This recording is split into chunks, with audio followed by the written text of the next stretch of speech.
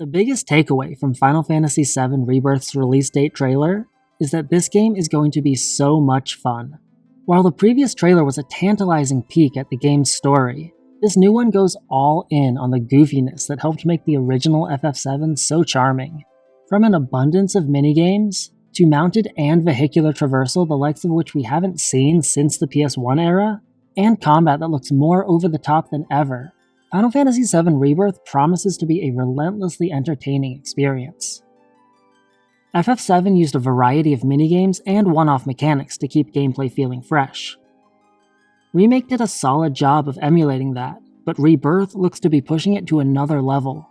Our glorious first glimpse of Gold Saucer showed off a revamped motorcycle chase complete with new moves and high scores to pursue, as well as a VR fighter that seems to have a bit more complexity than the original's glorified rock-paper-scissors game. Even more exciting is chocobo racing, which is sure to account for many of the apparently 100 hours of gameplay that Rebirth is set to offer. Add in things we haven't seen yet, I'm thinking of the Battle Square in particular, and Gold Saucer is going to be a problem. I'm not going to want to leave. Sephiroth can go ahead and summon Meteor. I got chocobo races to win. The trailer also highlights Rufus's presidential inauguration ceremony in Junon. I loved seeing Cloud lead the parade dressed as a Shinra grunt. It's going to be so much fun going undercover, messing around with the actual Shinra soldiers, and checking out that bar where the Turks hang out when they're off duty. The Junon section of the original game is already awesome, but now it's going to be blown up into something far more extravagant. And if Cloud is playing dress-up, you'd better believe the rest of the party is too. I need to see Barrett's sailor suit, and Red 13 pretending to be human in a Shinra uniform. Rebirth is also promising a greater emphasis on exploration. We still don't know how vast this game's open areas will be, but they'll certainly be much grander than anything we saw in the largely linear remake.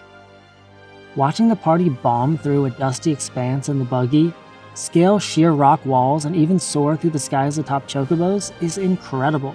There will be limitations, of course. It looks like mountain chocobos can only climb where there are markings on the wall, so I'm not expecting Breath of the Wild style freedom. On the other hand, the flying chocobo doesn't just glide, it can ascend and descend, which suggests an impressive degree of verticality. Access to mounts and vehicles is super exciting, but the size of the world is also slightly worrying.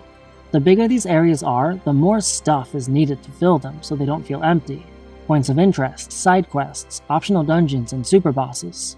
My hope is that there's plenty of meaningful side content, not the generic filler you tend to get in a lot of open world games. I'd much rather have a few memorable things to do than a million forgettable ones. Between FF15, 16, and Remake itself, Final Fantasy has struggled to offer worthwhile side content in its latest entries. Here's hoping that Rebirth bucks that trend. I don't even need deep story implications. Just make whatever I'm doing fun. For example, Cloud zooming around Costa del Sol on a segway feels like a Yakuza caliber silliness, and I'm 100% here for it. More of that, please. Okay, we gotta talk about Cait Sith. This guy kinda sucks.